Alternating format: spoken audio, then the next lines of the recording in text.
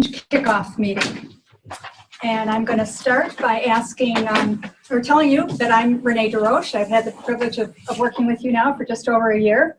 In my part-time role, I serve as the Catholic Schools Advancement Coordinator, supporting Terry. Terry serves our diocese as both the Executive Director of the Department of Stewardship and Development, as well as the Upper Peninsula Catholic Foundation. And today we have Father Al Mott joining us in his role as a UPCF board member. And Father Al currently serves as pastor at both St. Anthony and Gwynn and St. Joseph Northland. He's going to start us off this afternoon with a prayer and a welcome message. Father Al? In the name of the Father, and of the Son, and of the Holy Spirit, amen. O Holy Spirit, come into my life and my heart. By the fire of your love, transform me and all Catholics throughout Michigan's Upper Peninsula into Spirit-filled evangelizers. I pray that more and more people may come to know the love of Jesus Christ and make a personal decision to follow him. I pray for all the people that I know who are not practicing any faith. Touch their hearts with your love, O Holy Spirit. Work through me so that they may have a personal encounter with Jesus Christ and follow him in faith. To you, O Holy Spirit, and to the Father, and to the Son, be glory and honor forever and ever. Amen. In the name of the Father, and the Son, and the Holy Spirit. Amen. Well, it's a privilege to be here, and I want to welcome everyone. As a member on the board of the UPCF, to represent all the board members and the foundation itself. Also, I'm an alumnus of Holy Name Catholic Grade School in Escanaba, and it gives me great joy to welcome you as an alumnus of a Catholic school and a grade school in our diocese. And I've had more years in Catholic school than I have in public school. So it's been very important part of my life and my education. The Catholic Church in the Upper Peninsula has an awesome mission to witness and proclaim the good news of Jesus Christ. And we are looking to the future for Catholic schools. It's not something that we're just looking for right now, but this is looking to the future. And this says Catholic education in our diocese is very important. The UPCF's mission is to connect faith with charitable giving through long-term support for the future needs of Catholic ministries in our diocese. And the Catholic schools are a very important part of these ministries in our diocese. Our Catholic schools are an effective tool for parishes to evangelize families and educate and form students.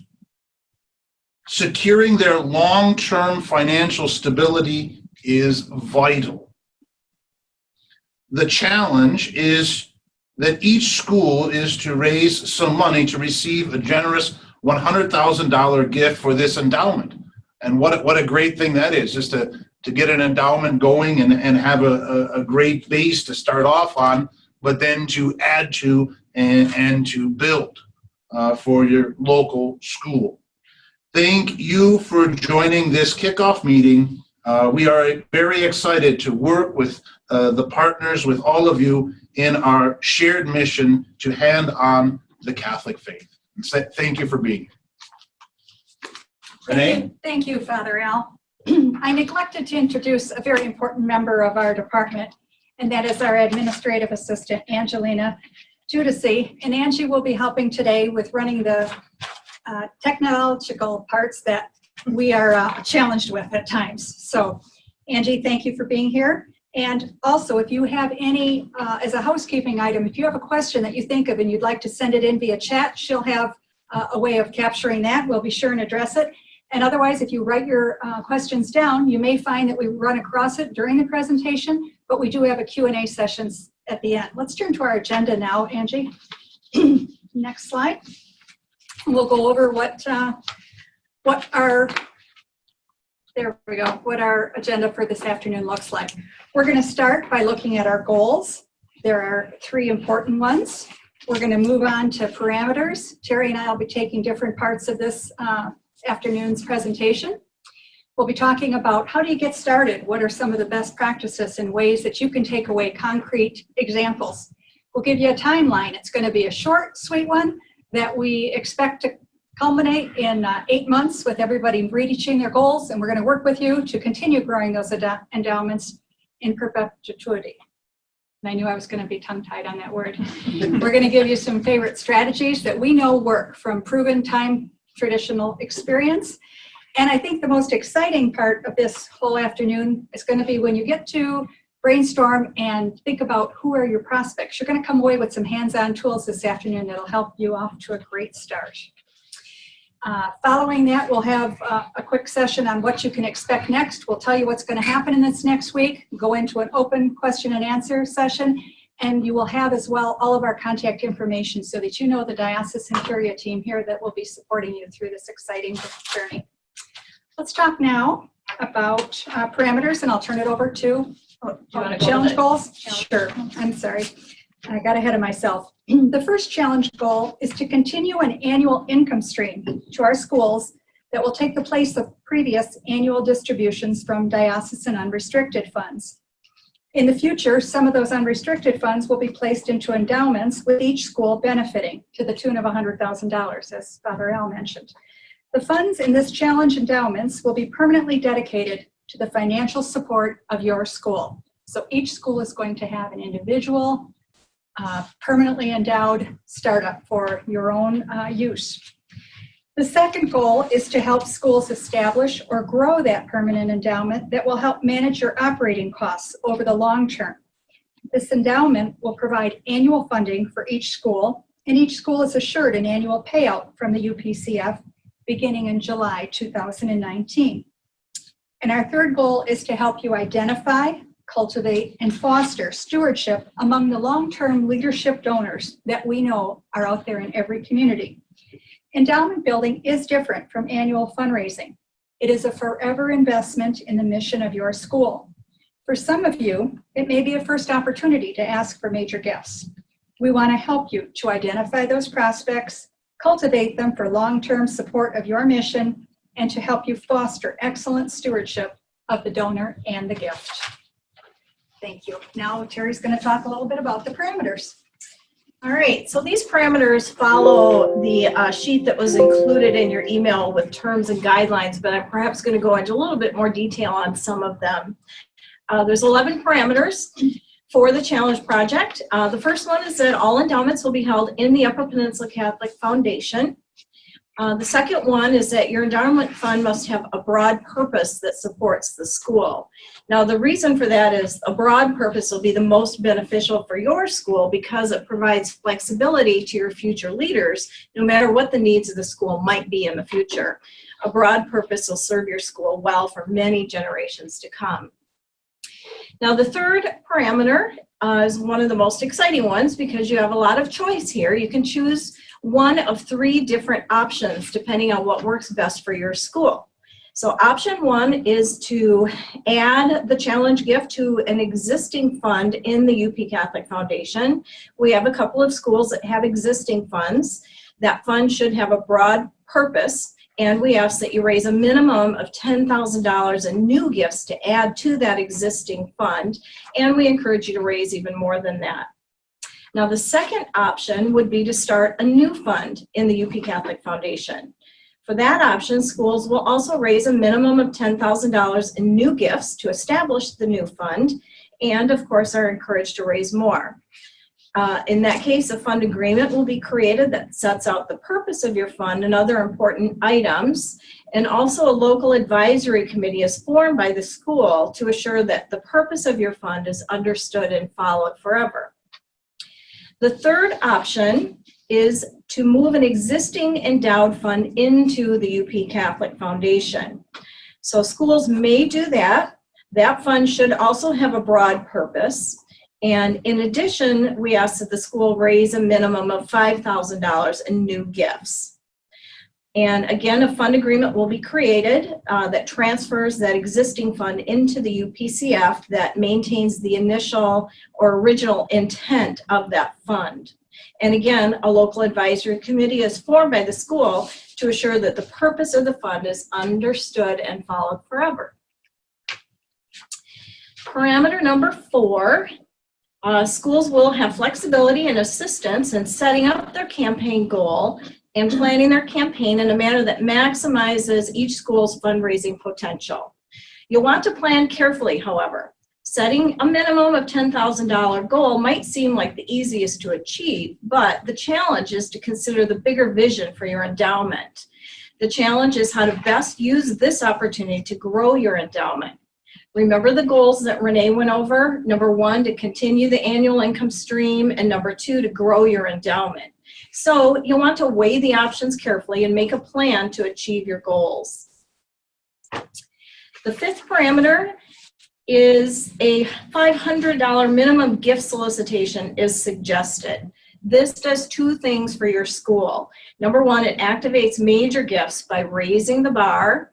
And number 2, it distinguishes your endowment campaign from your annual fundraising and other fundraising that's going on. You might also consider a gift cap, because that will help you maximize the number of donors that you acquire with this challenge. Remember, goal number 3 is to cultivate and foster stewardship of donors. If it only takes 1 or 2 donors to reach your goal, that probably means your goal was too low. If you set your goal higher, you can say thank you very much to gifts of $5,000 or $10,000, for example, and then confidently continue toward your campaign goal and maximize the incentive that this challenge initiative creates for your donors. And the 6th parameter is leadership kits. Each school is going to get a campaign leadership kit on a thumb drive, which is going to be full of helpful resources to support your campaign. Things like campaign committee responsibilities, a campaign flyer that you can customize with your own school name and photographs, and letter templates that can be used as is or tweaked to your liking. What we're doing is striving to reduce your preparation time so that you can get down to the business of having meaningful and compelling visits with your prospective donors, because that is the most important thing that you will do in this campaign. Now, the 7th parameter is the role of the UP Catholic Foundation. So the benefit of the foundation is that parishes and schools can enjoy the stewardship of endowed funds without the work of endowment administration. The role of the UPCF is to develop with you a fund agreement that sets out the purpose of the fund, to provide bylaws for your local advisory group for your fund. We'll also set up an online giving account for your fund right away. This might be particularly attractive to your school if you feel like your school has limited capacity or staffing. You can simply instruct donors to use the easy, secure online giving. They can set up recurring payments if they want to make a gift over time, and the school doesn't have to be involved in pledge redemption. The 8th parameter, cash received into your UPCF fund qualifies for the challenge gift. Payment of the challenge gift from the diocese will be made directly into your fund when you reach your campaign goal. The timing of that will be a window between November 1, 2018 and December 31, 2018, so a 2-month window. But every participating school can count on receiving their challenge gift by December 31st. On to parameter number 9. You can expect your first distribution from the UPCF in July of 2019. So the annual distributions are calculated on the December 31 fund balance. We can only assure a July 2019 distribution to you if we get the challenge gift into your fund by December 31. So you might be wondering, how much can you expect to receive? Well, that depends on your fund balance. But know that the spending policy of the UPCF uses a 5-year rolling average to smooth out the distributions and preserve fund balance. Your distribution will increase every year. The latest spending for the UPCF was set at 4.5%. So, for example, a fund balance of $110,000 would have resulted in a distribution of $4,141. Now remember, the diocese has previously promised each school one more gift from unrestricted funds. So each school is scheduled to receive a $5,000 gift from the diocese in January of 2019. Plus, you'll receive your first UPCF distribution in July of 2019. The two payments will come in the same fiscal year for you. Their fiscal year ends June 30th. Hang on, I'm being corrected. Sorry. Their fiscal year ends June 30th Okay. for the schools. June. Oh, it ends June 30th, and then you get the payment in July, which is like the next week. Yes. So, okay. Right. Close to the same fiscal year. Close. Not quite. That's good. Gotcha. Yeah. Gotcha. All right. Parameter 10 is your leadership commitment. Each school is expected to make a leadership commitment, and we encourage the school pastor or pastors and the principal to mutually agree to be involved in and support the challenge initiative. You know, it's one thing for a single school to decide it's going to conduct an endowment campaign, but it's quite another thing for all of us to do it together. The partnership between the diocese, the UPCF, the 9 schools, and all of their supporting parishes will produce a synergy. The rising tide lifts all ships. The energy and enthusiasm creates a favorable fundraising environment. And all of us working together creates a vision for endowment building, which is needed for the long-term viability of all of our schools. And finally, parameter number 11, I'm happy to announce that a diocesan-wide Catholic School Endowment Fund has recently been established with a $10,000 gift from the diocese. This fund will help schools in 2 ways. One, by receiving gifts from donors who wish to support a diocesan-wide vision for Catholic schools, and 2, by providing distributions to all schools in equal portions. Now keep in mind that the main priority in this initiative is to help each school to grow its own endowment. The purpose of the diocesan-wide fund is not to compete with your individual endowment building, but to meet the needs of individual donors to give in a way that benefits all of our schools. Because of our long history with Legacy of Faith endowment building, we know we have people that highly value Catholic education, but don't have a Catholic school in their local community. So this fund might be more appropriate to serve their needs than 9 different school endowments. Next, we're going to talk about how you get started. Well, you're already on step 1. That's attend a kickoff meeting. And we thank you for being here with us. The reason that it's important is that everybody hears the same information in the same way and gets the understanding of the parameters at the same time. You're going to need to appoint a campaign committee. We know how busy our pastors, our parochial vicars, and indeed our principals are. And you're going to need to have a campaign committee made up ideally of 5 to 7 people and determine your best options for moving forward. The synergy that Terry talked about is important, and the energy of a group, that it isn't done by 1 or 2 individuals out there spearheading it and getting burnt out and not having the resources necessary to achieve the goal. And we want to make sure that happens with all of your schools. She mentioned a leadership kit. It's going to look like what's in front of me here. Have some of the templates that are set and dried, such as the Catholic School UPCF brochure, frequently asked questions. And then there's going to be one side that has the various templates that are totally customizable, along with a flash drive that you'll see here too. So we will be sending those out by the end of the week. You should be getting them. And we'll talk more about how we're going to put those into action when we come around and visit in the next week or so. Once you've determined what the best option is for your school, you'll need to come up with a purpose statement, which is included in your customizable documents. And also your fundraising goal. You're ready for step number 2, which is to submit the challenge application via a short, easy jot form by the 1st of June. Some examples of information that you need, besides those that I've mentioned, would include your name and the main contact person for your campaign, your goal, the purpose and name that you've chosen for your new fund. Now, once you submit that, you will hear back from us very quickly if everything has been approved and you're ready to roll with your campaign. And so it'll be a notification from Terry probably that you can begin fundraising for your school's endowment anytime between when you receive the approval and no later than August 1st. So we encourage that to to begin rolling. So you're sort of in a pre-planning stage right now, a little window. The timeline, let's look at that next. As I said before, we're going to have 8 short months to meet and exceed some of these goals. So in this pre-planning, we're going to be putting together your challenge committee, reviewing your options along with your best bet, looking at the leadership kit, customizing it, finding out if there's additional help or resources that you need from us, or perhaps in the way of materials. You'll want to carefully build your prospect list, and we're going to start that process with you before you leave here this afternoon. Who would be the best bets for immediate gifts?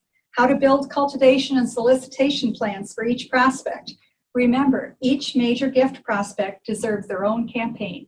We will tailor it, and we will help you work with what is the best solicitation plan. Consider having all your campaign committee members make their gift commitment before you start going out and asking for others. This is considered a best practice for any campaign.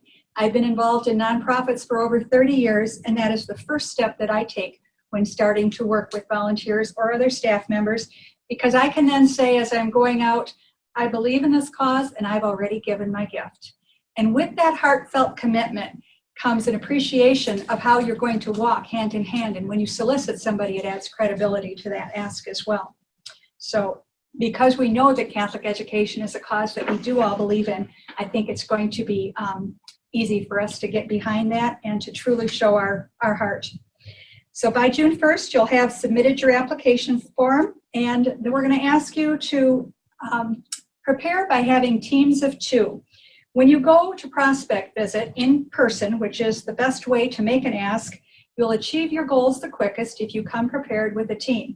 You'll have a prospect solicitation folder ready to leave with them.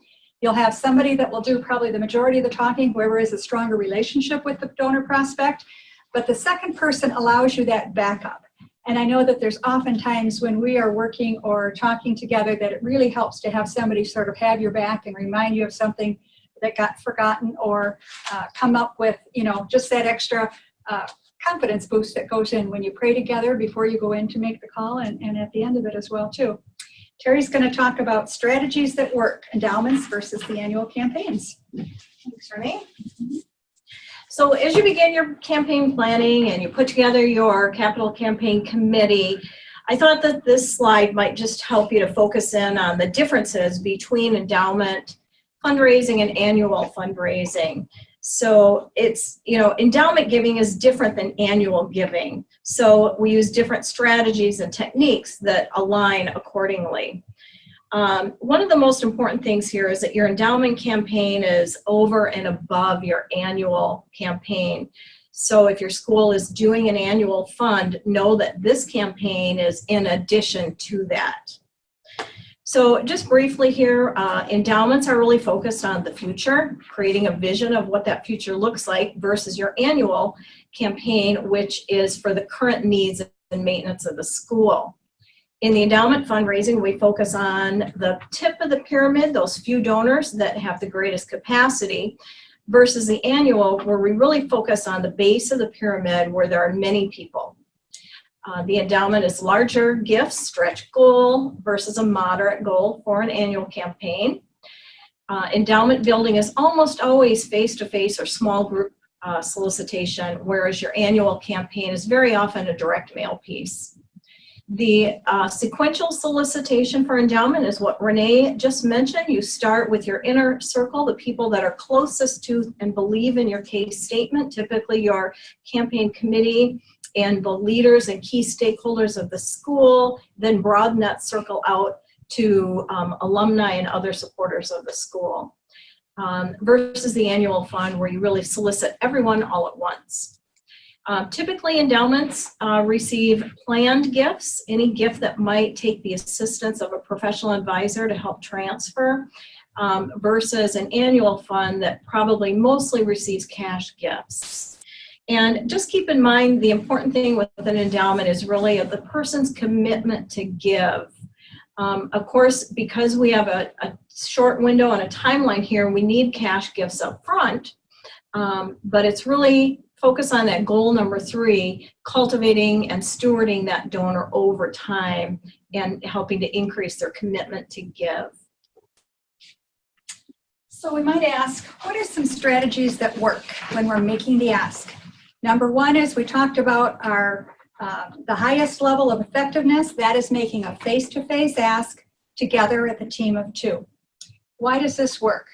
Because we know it does. We have had a lot of campaign experience, probably too many years to let you know right here now between us. But when we've gone out, when we've been successful, we know that the most effective way of asking is face-to-face. You can use items such as an opening of the door letter that gets mailed ahead of time with a promise and a commitment to follow up with a phone call. And all that's going to do is ask for the appointment. You want to get in the door, or you want to invite them to come, whatever is easiest for you to meet. Maybe it's at a local coffee shop over a cup of coffee. And you can share what's together in your prospect folder. You can go over it, and then you can ask. And you can ask in a very specific way. An ask that says, gee, Terry, I hope you can support us generously, isn't as strong of an ask as, Terry, I hope that you can commit to $1,000 for this important Catholic school campaign. Can we count on you for that? Absolutely. Thanks, Terry. All right. Great. The next suggestion is a small group gathering. These can be invited according to common interest. Perhaps you have a group of healthcare workers or a group of retirees that meet. Maybe you've got grandparents that are terrific volunteers, so you invite them to come together for a coffee clutch or a tea and cookie social. Whatever feels comfortable and right for you will be the most effective setting. Sometimes it can be at the school with a larger group, but you're going to want to avoid having it in the gymnasium where you get lost. You want to make this a small, intimate gathering where you can get to know the donors. You already have that relationship and you're counting on building it. I remember one that I was involved with that had a board member invite us to his house for coffee and apple pie. That was a terrific fundraiser. It's sort of easy to go down with everything together, but tributes are the next category. Tributes are commonly done for memorials, but in today's world, we recognize the popularity is growing as an honorary tribute for someone who is still living. An example might be a retired principal or administrator or an admired teacher that has many years at your school. And as somebody said to me, don't wait till I'm gone to give me flowers and tributes. I'd like to have it while I'm still around to enjoy it. So I think this is how we're starting to think about our tributes too. Give them to somebody in honor of their work or their life's example rather than as a memorial. Although there's nothing wrong with memorials, and many times that is a fitting way to show your honor and respect as well. Special events could be organized. This could include celebration of a significant birthday or an anniversary. Perhaps you know of somebody in the third or fourth generation of attending your school who's turning 90, and you know that not another trinket is needed, but wouldn't a beautiful, loving memorial, tribute gift in their honor add up to something that is very meaningful? You could also do this with couples jubilee, maybe a 50th golden anniversary, and there's absolutely nothing, and they signify they don't want gifts, but what an honor it would be to have a tribute in their name at your school. And you want to plan to bring and leave with your prospect your school's prospect folder. Again, that's going to have all the customizable pieces and support materials so that you are there with the answers to the majority of their questions. And if they come up with one that's not in there that needs some professional advice, you'll be able to tell them, I've got the contact name or number here, because you're going to have it by the end of today for all of us. So next, let's talk about identifying some prospects, because this gets to the exciting part. Terry's going to talk to you. Yes, the moment you've all been waiting for, and hopefully this will be the most valuable takeaway from today's meeting for you, because what I'd like all of you to do is get a pen or pencil in your hand and a blank piece of paper and get ready to write down some names. In about the next 2.5 minutes, I'm going to ask you a few questions, and you don't even have to look at the screen, but just think about this and write down one name, at least one name that comes to mind. If there's multiple people from your school here today, each of you should do this exercise independently. And remember that everything goes at this point in time. First name or a couple names that come to mind, just write them down on the paper. Don't be concerned right now if they're a good prospect or not, because that will come later on down the line. And it's okay to list a name more than once. If you have that, that's actually a good problem to have.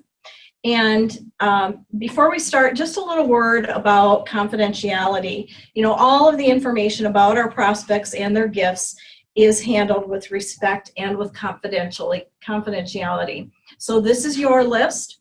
You will bring it out again later, hopefully with your campaign committee, as you talk about people that you want to sit down and ask to support your cause. And it'll be interesting later to, if you have multiple people doing this, to compare your list, because where you have overlaps with names, those are probably some of your best prospects. So, number 1, name your most enthusiastic school supporter.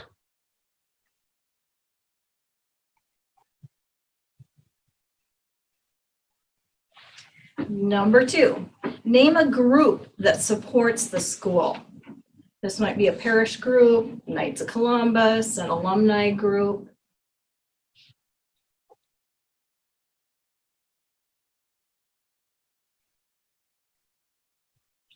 Number 3, name a person that you think can give $500 or more.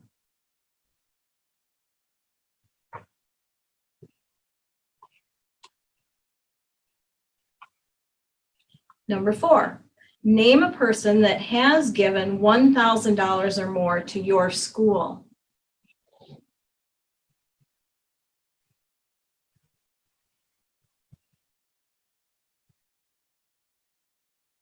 Number 5, list a local family with several generations that could join together to make one major family gift.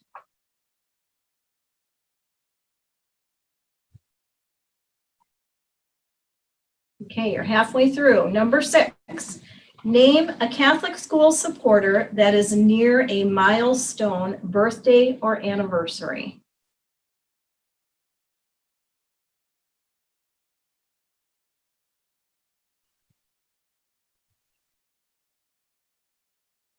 Number 7, name a current school donor who gives $300 or more annually.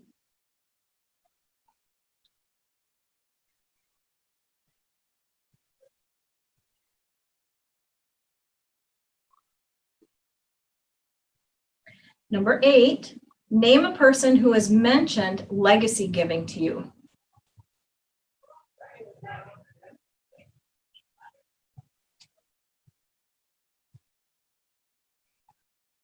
Number 9, name a regular, consistent giver to your parish Ash Wednesday collection.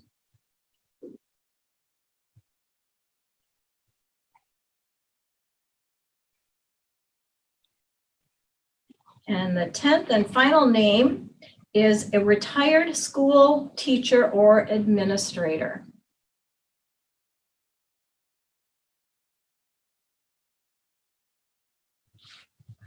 So how did you do? Keep this list, keep these questions, use them again with your campaign committee when you have a chance to get together and go back to it. You might want to repeat this with your campaign committee once you get them together. And again, look for the overlap in names. So what's going to happen next? What will you be expecting? Well, these leadership kits are going to go out in the mail very shortly. You will have the resources in a hard fashion to help you walk through. Some of them will be the static ones that we said, the examples, and you will get this handy little disc. That is going to be the key to helping you personalize and produce very quickly professional looking documents that will assist you in being successful. Next, you're going to have a phone call. We will promise to call all pastors and principals within 1 week to set up a site visit appointment, just like you're going to be doing with your prospects. We'll bring with folders, additional ones, and personalized assistance will be available at that time depending on what you feel you need or what you'd like to talk to us about. The sky's open. So the UPCF will set up your fund and create an online giving account for your fund upon approval of your application. And know that we promise to work in partnership with you until your fundraising goal is met and even after that. And finally, all of our schools are encouraged to continue growing their endowment fund. The immediate plan is short term. let's keep the money flowing to the schools. That's our number one goal. But use this challenge as a springboard for continued promotion of your endowment and cultivate planned gifts for the long term. That's where the real benefit of the endowment growing comes in. Let's just take a quick preview of what some of these resources are in this kit. So the first one is the Diocesan and UPCF Leadership Letter. This shows the partnership between our diocese, represented by Bishop John, and the UPCF, represented by the President, Patricia Redden. They have both signed this letter, and it should be included in every one of your solicitation folders, along with the other information that will help you stock up with, such as the UPCF brochure, question and answer sheets, things that are going to be automatically included as a resource. Next, the challenge flyer. This is an example of just part of it. The full one is actually a legal page size that's going to have a tear off at the bottom so that you have a way for the donor to fill it out and get you a gift right away. But this shows wherever there's a yellow highlighted area, that is where you are going to insert your school information. So your pastor, your principal, your endowment goal, all that information is customizable and right here. So things on the front and the back of this brochure will be representing you and your school in a very personalized way. The next one shows an example of one of the 5 template letters. This one is representing a door opener. It includes things such as practice hints, best practices, where to personalize them. We want you to put it on your school letterhead. If all of a sudden you're thinking, gee, mine is pretty old and needs updating, hey, we can help you with that as well. So again, the yellow highlights indicate where you'll be inserting your specific information. And if help is needed on any of these steps, we're going to be happy to provide it on a one-on-one basis. One of the things you're going to want to do is make sure that your thank yous go out in a timely fashion. We'll talk more about that on our one-on-one visits. And I think at this point in time, we're running pretty close to schedule. Terry's going to welcome any of your question and answers. We're going to leave this view. And that slide that you just went back to real quick, Angie, this is the one that I talked about that has all of our telephone and email contact information. So you can see there's a lot of us here in the diocesan curia that are supporting this initiative and wanting to help you be successful. So now we'll take some question and answers. Okay, at this point, we're going to shut down the PowerPoint presentation and take some questions and answers. And we have some people in the room here that we might field some questions to. We got Tim Thomas here and Christy Flowey and Carol Parker, and of course Father Elmott is still here representing the UP Catholic Foundation Board, and Renee and I. So Angie said that we did receive a few questions on the chat, so maybe we'll start with a couple of those and then open it up to additional questions that you might have. Okay, so first question was, is there a minimum amount for the existing fund that is transferred in? A minimum amount. Well, all schools have endowment funds outside of the UPCF. I think they are all at a sufficient amount to move in. The UPCF has set a minimum amount of $10,000 to establish a fund. So if your endowment is $5,000 or more, that makes it easy for you because you're going to raise an additional $5,000 to move it in. Did you want to say something more on that, Tim? Go ahead. You expect the full balance transferred in, though. You're not planning on them just transferring 5. Right. You can't take one endowment and split it into 2. We would move the whole. You would move the whole endowment. That's in what the if question it's- is. They're looking to split up. Oh. Can they just peel Split off it up. 100,000 of Oh, no. a big one? I think it's Father Brett's question. That's not the question. Yeah, no, the question was, we have that other $50,000 endowment that we still haven't resolved yet. And we were thinking about, I'm just raising the question if I could put that in there. Yeah, if you haven't established that endowment yet, then you'd be creating a new endowment in the UPCF. Sure. Or you're thinking you've established it. No, it was this, I think in Michigan civil law, it's established, but it wasn't set up right according to the church's system. Okay. So we're fixing All right. that now. Well, yep. So some of this will be very customized to each school according to whatever your current situation is. But if that's something you'd like to do, we will work with you to try to make that happen.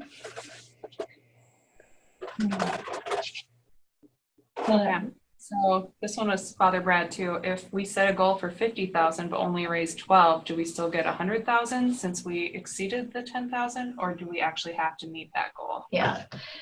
Yeah, that's a good question, and it's a little tricky. The simple answer is yes, you get the $100,000 by December 31, 2018, no matter what. And that's to meet our goal number 1, which is to continue the flow of income to the school. But we do want that leadership commitment to your goal, and we want to work with you to set a goal, a campaign goal that is both challenging but realistic and feasible. So we want to continue to work with you to meet your goal, no matter what your timeline is on that. Does that answer the question? Okay. All right. Those are the only 2 in there.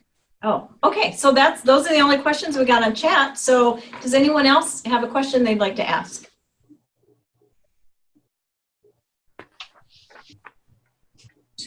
We must have done a great job if you don't have any.